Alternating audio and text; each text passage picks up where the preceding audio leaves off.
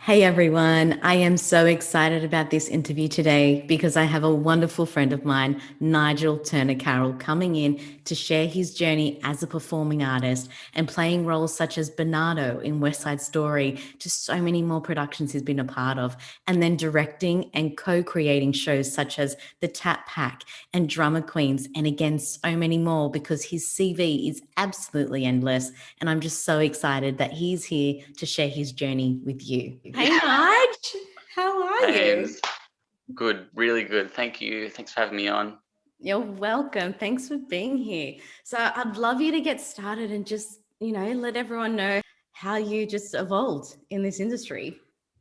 Well, I got started from a gap year from high school. I just thought, I'll just have a year of doing something else other than school before uni, and I did a full-time course, and from there, I actually started getting work in full-time, and I was lucky like that, and got my first show a few months out of full-time, which was Hot Shoe Shuffle, and just kept going for a few years there, and ended up going to NIDA for acting, 3 years in acting, came out, and then started working more in straight theatre as well as musical theatre, and then broadly speaking, progressed into writing and directing a bit more now of this section of my career. We worked together as well. We really shortly worked together on Happy Feet a little bit. A little bit. It was, yeah.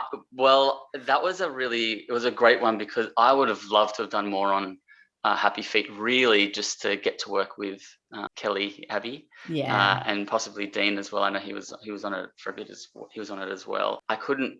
I was on Saturday Night Fever as well, so the dates didn't quite match up. So Yeah. I only got to do a little bit. I only It got to do was a little so tiny much bit. fun. It was fun. It was really good. We had a ball, Um, and Happy Feet was like that though. I think it was a lot of us coming in and coming out because they're very good. If you had a contract with something else, they would actually allow you to do that and come back. And because it was one of the first it was a ones, so it long, was a yeah. long period of time. And they're the kind of, I think that's one of the things that's exciting about the industry is you don't know what you're doing the next week. Oh, okay, I'm working on a film this week or whatever it chops and changes. There was a time even for me that I was like, what's happening? Well, there's uncertainty, and that is a scary thing also Yeah, for a lot of people. And that's a big reason why a lot of people don't like this lifestyle. yeah, Um, absolutely. I agree. It is a very tough one. I always say it's our passion that always drives us because if we didn't love what we did, we would be out a long time ago because it's what mm, gives us the drive every day. And as creators of thinking what next, but then also what can I do, to be a part mm. of something as well. I talk to my students about that of that's that spark that you find when you're dancing or singing, or and a lot of people say, oh, what do you like better, dancing, singing? I think I like all of them when I'm doing each of them. And even if you choose to find something else in the industry that's not actually performing, you could find that spark and that joy in many other things, and it's not um, a failure not to perform. I mean, I was taught along the way as well that there's no plan B. Like that's it. You got to devote your life to it. But I also think that there comes a huge amount of pressure with that, and I think there's maybe a healthier balance to that. I've Yeah. found as well. You really never know where it's going to take you and who you're going to meet and what doors are going to open along the way. Mm. Really. I think that's one of the things of being open to other doors. Um, I was very in my young years extremely focused. For me, I was like, that's what I want to do. So I wasn't doing cruise ships or anything that or a theme park or something that else that took me away from the big auditions that were here, Mm. uh, because you have to be around when they come up. You have to be available. You went from, so you started Hot Shoe Shuffle, and then what spiraled through after that for you? Because that was your first. Yeah, and then it was only a few months later, I went on to Leader of the Pack, which is the Ellie Greenwich musical. I think it was about maybe 6 months after that, and then I got Saturday Night Fever. And the Hot Shoe Shuffle, I actually didn't get the musical at first. I made it through all the rounds and then didn't get it. And then I got a call at 8 p.m. on a Sunday, and Drew Anthony goes, "Hey." I was like, "Hey, how you doing? What are you up to?" "I just watching some TV." "So what are you doing tomorrow?" uh, "Nothing. Do you want to come in and rehearse for a musical?" What? Like, he just, so that was it. 8 p.m. I just walked out of the bedroom with my flatmates and I was like, I just got offered a musical. I'm going in it. Like, I'm To be at sure the I Theatre did. I Royal. think that was it. Like, Yeah, Theatre Royal at 9. And that was a crazy time. So I was rehearsing, I would rehearse and I'd get let out half an hour early from rehearsals. And then I'd grab my backpack, run to the Opera House, because I was in the Australian Ballet's thing of Spartacus at the time. So I'd run there and like just make it to hour call sort of thing. I'm friends with everyone, really close friends with everyone still on that Hot Shoe Shuffle tour, and work with many of them still on the Tap Pack, which is a show that I directed and co-created, which is Jesse Rasmussen. There's yeah, also Jordan Pollard and Thomas Egan. yeah. So that was the first show that I directed. And how I got to moving over into that side of things, I think I went to the States. So I was in my more straight acting phase, and I thought I'm going over, having a go. And I was sitting in the casting rooms and I was like, there's all these guys that look just like me, except way better looking. And they've probably got they're all models over there. And I thought they've probably got even a better chance than me of getting these roles, and they don't love it. Maybe they do. I was a big assumption. Just because they're pretty doesn't mean that they don't love the art as well. But I felt like it was a lottery. It was a real lottery ticket, and that was the first time I'd thought of that. And I just thought, I don't know if I want to spend my time on here, this earth, waiting in a room, hopefully get picked by someone. And that's when, while I was over there, I thought I'd like to create new Australian work. That's what I want to do. And then while I was over there, I got a call. Hey, do you want to direct? We're putting this show together. Do you want to direct the Tap Pack?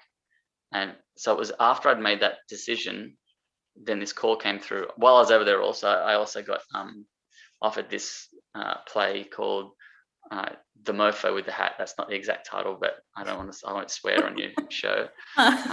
Which was it was a great show, but that was also in another incantation of, it wasn't a new Australian work, but it was a new Australian company.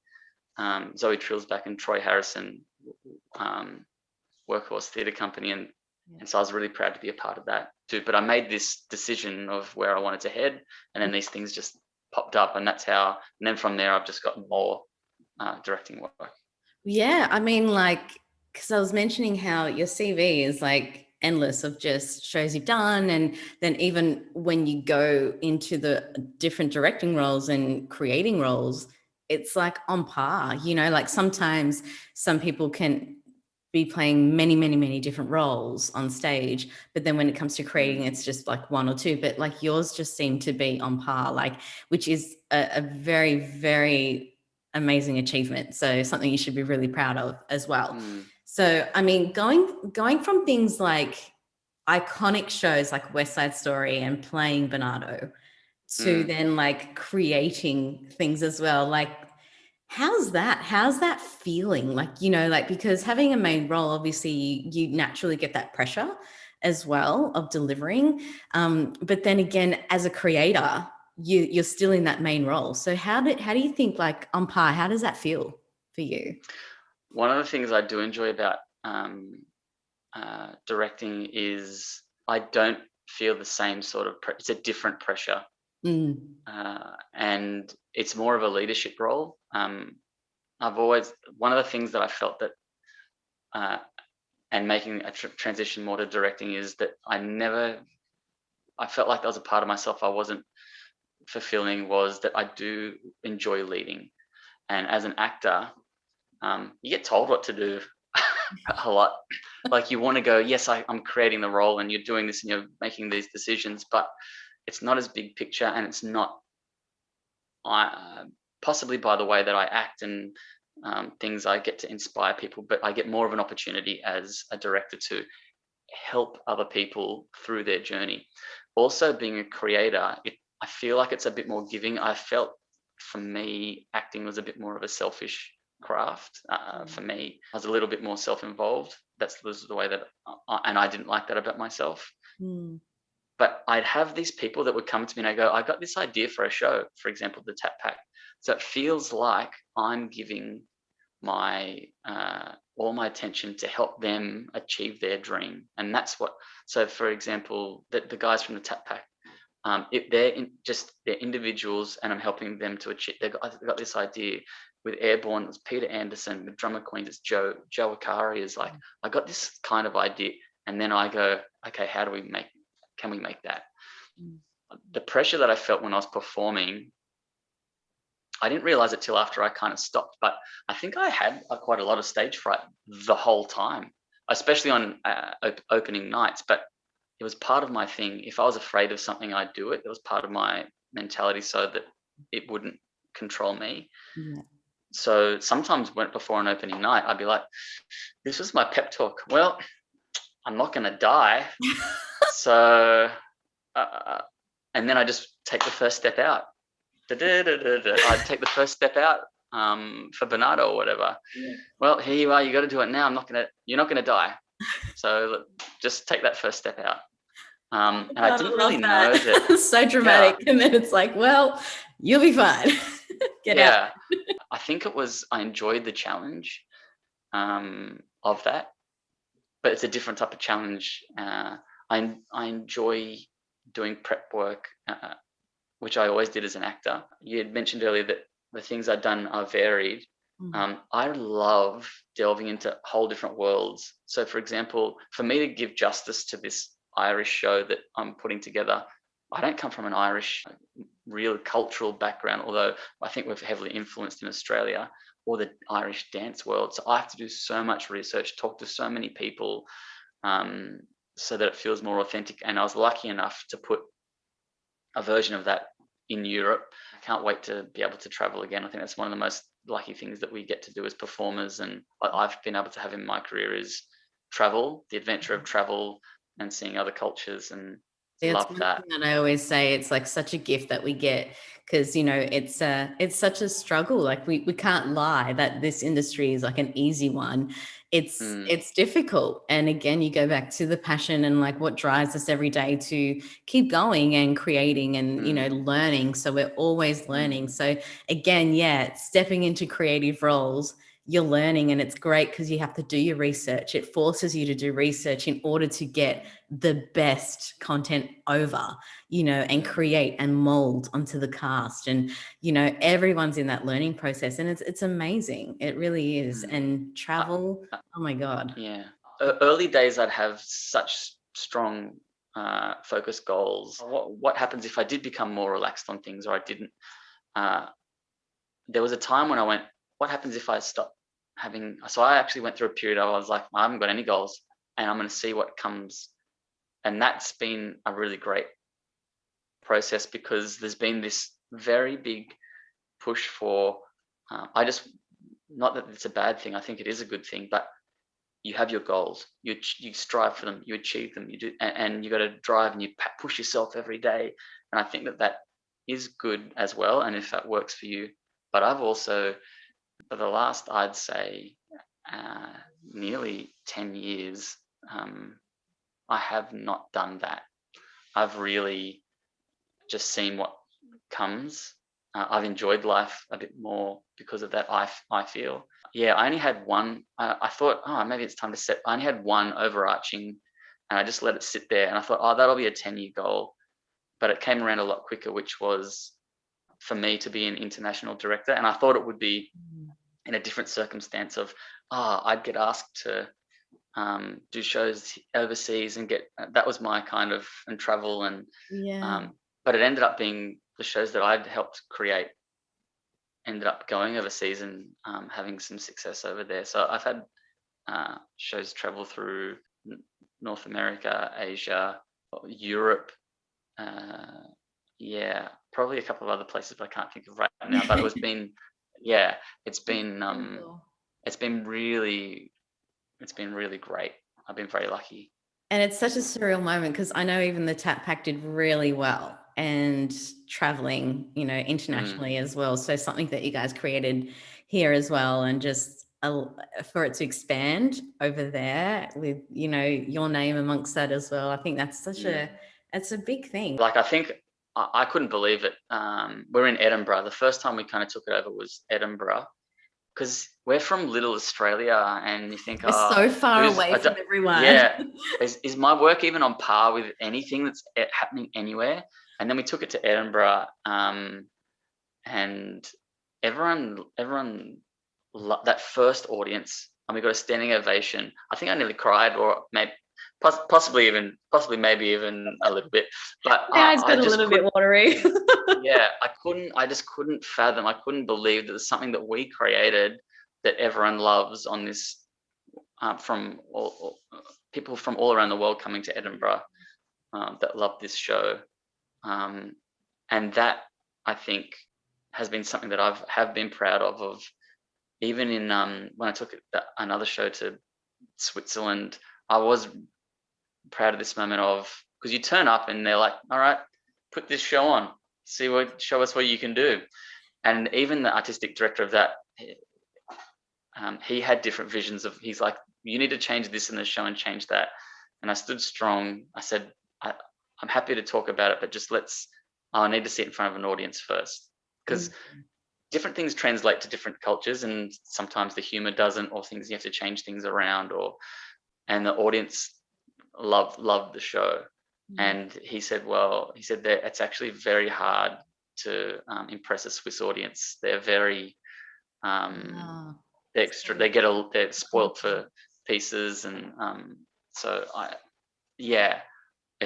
feel amazing that what we can do here translates so well overseas as well. Yeah, and it just teaches you to trust yourself more, because sometimes we are so far away, so we tend to work within our frame of mind as well. But trusting that, you are talented, and there are so many talented people here, but like just broadening that, it's like, yeah, we can create things that everyone is going to love, not just Aussies. And even with Tap Pat, you guys took it over and got a standing ovation first round. Like, I think that in itself is just a huge achievement, and it's such a great show, and all of you should be so proud. And it's still going. I mean, how many times did we get locked down and it had to stop and then start, and all of that? But, and even Drama Queens as well. Is that the newest thing you've been doing?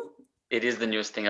That's the new show for this year. I kind of, because the only thing, another big difference of transitioning from being on stage to behind the scenes is the prep time. For these shows, so Drama Queens is 6 years from idea to getting it on stage. Wow. Yeah. So you don't have to wait that long usually. It's like you get the gig, and a month later you're lucky for your contract to run for a year. Yeah. Yeah. But that's again just in the background, keeping on trying to push it, coming up with ideas, finding a producer that wants to take it on. That's another huge step. Because a lot of people don't know that, though. A lot of people think, oh, I've got an idea, let's just put it out there. It's like the prep and the people, because you'd have to obviously cast it right as well. And you got to make sure the people you're working with, you're a team, and there's no, conflict, and everyone's going to have their own opinion, I'm sure. But it's just having that, like a team, a good, strong team. Yeah. So I love being able to pull the creative team together, and I'm always on the lookout for saving someone's Insta, for making a list. I've got like a file of creatives that, okay, this person looks amazing, I'd love to work with them sometime. And that's even the way that I enjoy, or I'd like to cast it more. I might need to see something of if they're able to do have a certain skill or whatever to put in the show. But I'd rather just have a conversation with them, and if we get along, great, done. Because you're going to be spending quite a bit of time with that person, also just that the communication's there, and you're going to enjoy them as a person. For me, that's especially, I mean, when we're on tour, that's actually one of the biggest things that I look for. I even think that sometimes the attitude of the person on tour is more important than how skilled they are. If there was someone, if they're fairly evenly skilled, or if someone's actually even a little bit more skilled, but they've got a way better attitude, I'd rather take this person on tour because it's going to bring the whole cast together. Yeah. I'm a big firm believer of what happens off stage is brought on stage, which is why I also love to have a really friendly, positive rehearsal room. Yeah, it does make sense because it's very hard being a part of a cast that there is issues or there's this and that, and it does bring tension onto the stage. Like no matter if you're the creator or you're a performer, a part of that cast, it really is tough. And I'm sure we've all experienced it. But I think it is definitely when you're on the other side of the table, if there's one thing that you could really, really ask for, it's about creating that authentic vibe within the cast, because when you do go on tour, you want to be easy to work with, as well. And you want to be able to take direction well. I think that's something that you would need, obviously, in the cast. Like you want to be able to say, this is what we need from you. And they go, okay, yeah, let's try it. As opposed to someone saying, no, I don't do that. This is all I do. That's tough. That is going to always be tough. And that's when you'd be like, there's the door. Like, Yeah. So that's how I'm a firm one believer in that too. there was one show that maybe I wasn't as easy to work with, but it was still my overarching principle, which was West Side. And for me, also being, I was trying to find who this guy was, but also one of my best friends in the whole world was playing Riff. But so I just wanted to not care what anybody thought. So for me, it's been a bit of a joke since, but I didn't talk to the Jets for a lot of I just didn't talk to them for the rehearsal process. I'd come in, because my local team's the Newtown Jets, I'd come in with T-shirts because we'd do ballet class every morning, and it would be Jets, like I'd have the thing, and I'd put a big X through it. But I'd also I took the Sharks out, and we went to like a Latino dinner, and then also out, what do we do, salsa dancing sort of thing. We all went out together. So I'd really try and bring us together. Later on down the track, once I felt good with it, Rowan Brown and I we'd diet interval, and then we'd go and have a picnic, or hang out at each other's dressing rooms. Oh, what'd you bring? We'd hang out. But I just needed to feel, for me, that I didn't have to be liked, but also because I was a believer of what happens off stage is on, I wanted there to be a sense of danger when we walked on, and the other side didn't know what I was going to do, or that the way that they just look at me, and maybe they didn't like me, or because of that experience, I was like, I can make friends later. I'll make friends with everyone later. Like, I'm really nice, I promise. It's just right now, this is what I got to do. Yeah, whether I needed to do that or not, I don't know. But I just thought I'd try. I thought, I'll try this. Yeah. Did it work? Yeah. For me, it did. Yeah. So it paid off in the end, and you got to do what you got to do sometimes in order for it to help you grow as an actor and performer as well, So I think that's one of the things that I do love, and I'm not sure if I get it. I'm not sure if I get it as much with directing. Is you have to jump into these different characters, and in jumping into these characters, you have to explore certain parts of yourself. If you push further as an actor, to find those parts of yourself, you'll actually grow as well.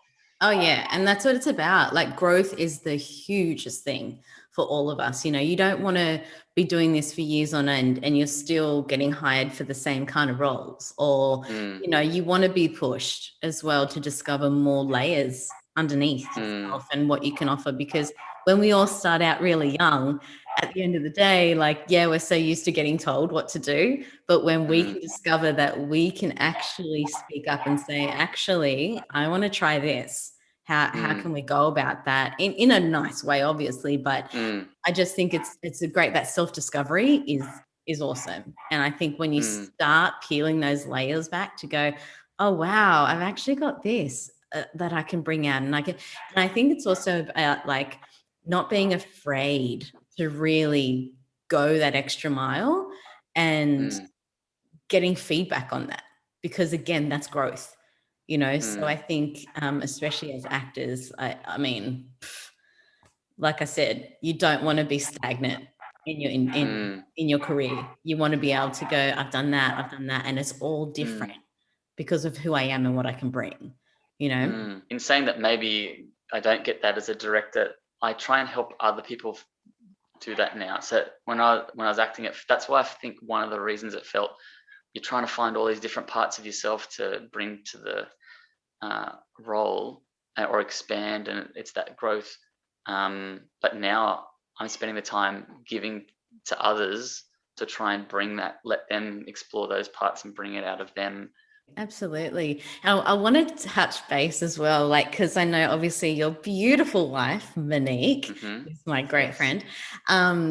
Just parenting, and you're both creatives. I know Mon's got her cabaret shows and she's got her business as well. And then you've got your stuff as a creator, and just, I know with your daughter and things like that, how do you guys manage, like, because I admire your family unit, like, honestly, how you guys work, and both being in this industry, it's not easy, you know, because you could get calls at any time and you got to go because it's work.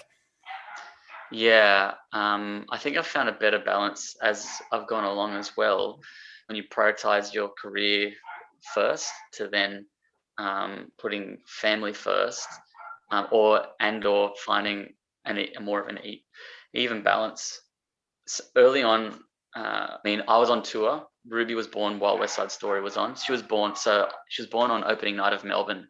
Oh my So God. I got the call on. I just died, end of Act 1. They waited till the curtain came down, till the end of the show. I'm in labour. You need to get here. So it was 9:30. I couldn't get a flight out of Melbourne, and I was having a baby, so I couldn't get out till the next morning. It was opening night, drinks or whatever. So we were out I was like, I'm going to be a dad. drinks all around. So I think I maybe had an hour or two sleep that night, jumped on, and Leah Howard was the one, have you booked a flight yet? I don't know what time it was in the morning. I was like, no, I haven't. She was like, okay, I'm booking you a flight now. So she got me on like the first flight out back here. And so, but I only took a couple of shows off, came back, but Ruby would go around and Monique would come around with us. So for example, that was, I guess, my turn to do a show. And then sometimes we just have to plan it that I've announced Monique's turn to do things.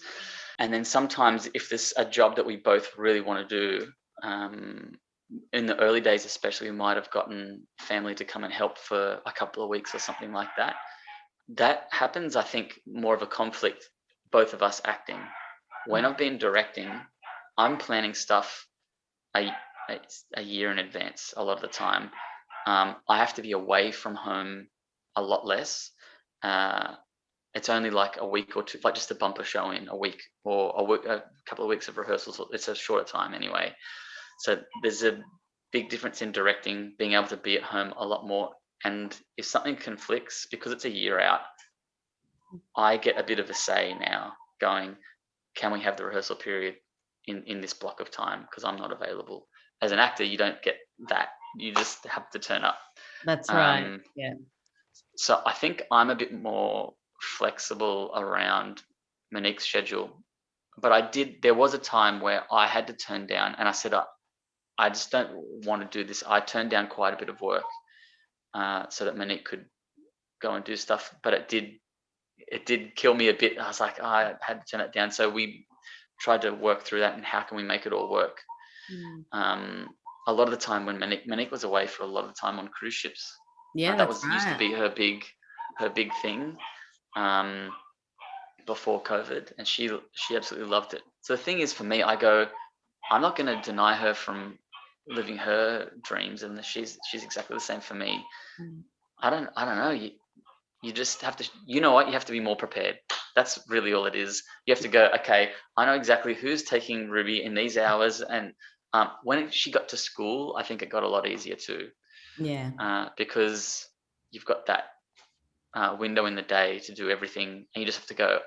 I think you might even be more productive because you go, I have to fit it into these hours. Yes. Whereas before, you know what, I'll get to that, because you have to fit it in. I actually think you might even get more done Yeah, because it's there's that true. bit more of a deadline, maybe.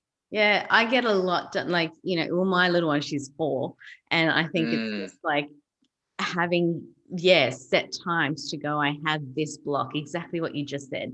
I have this block, or if I have to go here, it can only be at that time, because you have to really, again, find your voice to speak mm, up. And it's almost like we were saying before, like when you are acting, you want to discover the layers. It's like now you're parenting and working. You have a voice, you've got to say it. And I have to admit, for me, it was daunting at first, because mm, you for so many years you're so used to saying yes to everything, to go, yep, mm, yep, I'll do that.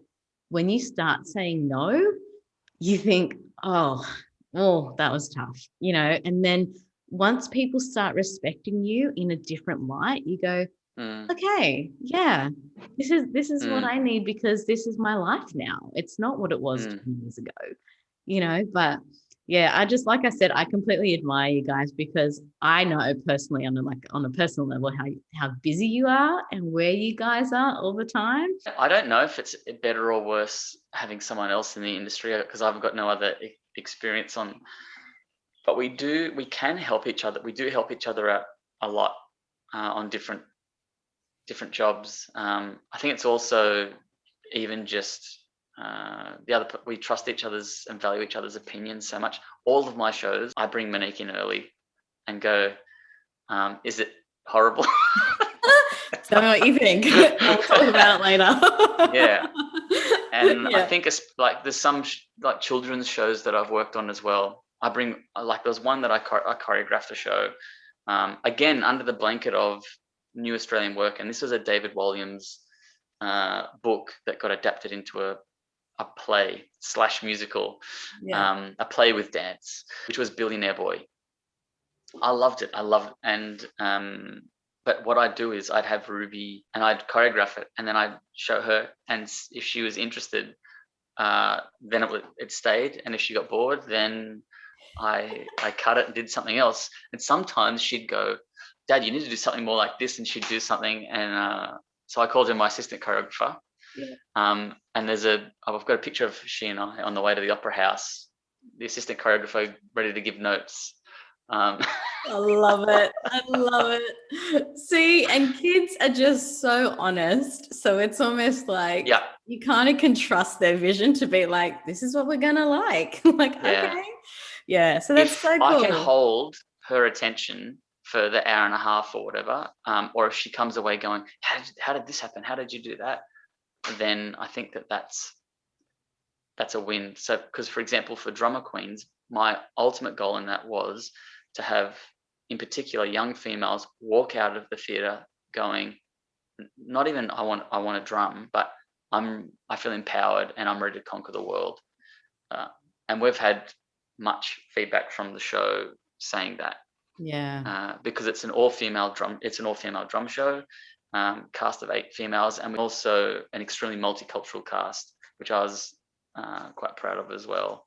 Yeah, Yeah. absolutely. I just think you should be just so proud of everything, though. Like, if you look back on it, and sometimes we have to look back in hindsight and to go, oh, wow, like I've done a lot and I've learnt a lot along the way. And, I think at times we have to take a moment to be proud of what we have Mm, accomplished, because, a lot of the time, I think I've said this many times before, but I think a lot of the times, like, because we're so used to go, go, go, it's mm, very hard to just take a moment and take a little breath and say, okay, like, but look what I've done. I'm allowed to have this time and that, I think that's what with lockdown as well, it forces us to stop, because we can't, mm, we can do everything behind the scenes. That's fine. But we can't run around like crazy. We can't be here, there, and everywhere. So I think yeah. it teaches us a lot. So I think this whole process has taught everyone a hell of a lot about themselves, and about, things they've accomplished to be proud of, and also things that they can create, to bring forward as well when we can. It's the So same as when you're on, because there's many times when I'm on holidays and I go, and a little bit, I've had to do a tiny bit of work on holidays, and I go, I actually did accomplish all the work that I needed to do, and I was at the beach, and I was like, why can't I do this in normal time? It's similar to lockdown in a way. I go, I'm doing the same amount of work, but I don't have the time pressure of, okay, this needs to be done, or I don't. So is it a mental thing of that you put on yourself in everyday life? Yeah, I think it's a societal thing too, because we're always in time frames. So it's like we're Yeah. always given time frames because it just has to be done at this time. And it's like, but what if it's not done in that time? What's going to happen? Mm, Like as in, not to exaggerate it, but I just think, if we all find our own pace, it mm, makes our work makes a lot more sense if that mm, comes across in the right way. Like, I just think, like you mm, said, it's that frame of mind when we're a little bit more relaxed, yet we get so much more done. But when we're mm. put under the pump, I don't know, like some people work better under pressure and some work better the opposite way. So, I think each to their own when it comes to that. But still, I think it comes down to the individual, Yeah, I and kind of try and enjoy it in both ways. So when yeah, there's huge pressure, like there's one time I put I think it was something like 5 shows up within a period of a month. oh my And gosh. it was no, I thought I was going to die. I didn't sleep for that time. One of them was my first West End show, and one of them was an arena show. So, Oh my so it was God, just biggest extremes ever. I'd be in my room putting on the arena show, and would be like in the middle of the night doing production meetings with London and stuff. Yeah. Um, it like I don't think I did sleep, but I went, you know what, I'm gonna love this. So there's an adrenaline rush that comes with it. Mm. And it's also, again, it's a challenge of myself. Like, how hard can I push myself and get stuff done? I probably wouldn't do it again. And try to really space things out. But also, when great jobs come in, you can't. It's hard to turn them down. Yeah. And they sometimes they just end up in that same time period. So yeah, I've actually been lucky during COVID that things have overlapped. My point being, enjoy when you have the time off, because you feel like, oh, I have to be doing something. Enjoy that time, because you're going to be flat out busy at another period, and then try and enjoy that time for what it is, which is an adrenaline rush, and I've got to get things done, and I'm gonna do it. Um, Absolutely. yeah. Absolutely. Well, I was Yeah. going to say, can you touch on any advice that you would give, like up and coming artists or maybe anyone that wants to move into like a creative role or anything like that? Like what would you say? Um, I would probably say, don't wait to be chosen. Go and make it yourself. Even when I teach in class, I go, who wants to jump up? I don't choose people, because if you're waiting, I try and instill that even when they're students, that yep, I'm up. Let's do this. Even if you're going to fall flat on your face, you've had the experience. If students are watching this, you're going to learn more from doing it, I think, than watching. You're still going to learn from watching, but uh, just get up and just do it. Just start. And a lot of time you don't even know where to start. But especially the first time, and you'll just muddle your way through it, and you'll be amazed at when you start something. Uh, Different people, if you put it out there, want to help, or different opportunities might come up that you can. Oh, that's where I could put my show on. And otherwise, enjoy the time with the people that you're working with, or enjoy the time with the characters in your head, or whatever. But I think not waiting. Even now during lockdown, I'm just writing. I don't even know where these things may or may not head. Mm. Um, Yeah, it's important to keep going though, yeah. and like you said, we don't always know where to start. And it's like starting a business, so even if you're not a student, it's like if you wanted to start a business, if you wanted to, write a book, if you wanted to, whatever it Yes. may be, it's like start. And I've always been told the same thing. So it's great advice because by starting, and I think it's the same as, when we would go back all those years about being in full time ourselves, of when it's like, oh, but do I need more of this or do I need more? It's like, you're not going to know until you get out there. And when you get out Yeah. there, It's like you're amongst everyone that you look up to in the same audition room going, Yep. whoa, I'm here. And all of a sudden, you put everything into play that you've already learnt because it's muscle memory, and you just go for it. And then you learn as you go, and I Yep. think that's the best teacher of, just Yeah. getting out there and doing it. So I completely agree. Yeah. I mean, I didn't have any formal training as a director, but I trusted that I got good instincts, pick it up quickly, things quickly on the job, ask a lot of questions, and trusted the people around me. Yeah, we just did it. I think I was lucky also that I was surrounded by a group of people, that the guys on the tap pack, that we were all in the same boat, and we put it up. And then dance form, that first one, they gave a grant to the tap pack. They were very supportive as well. So we were lucky in that account, and the amount you learn from on the job versus in a training, which you do. Training gets you this far, and then you just got to get out there and do it. And even if you don't do the training, just get out there and do it. Yeah, that's it. That would be my advice. Again, thank you for being here and helping everyone out there, sharing your journey. Thanks, Amy.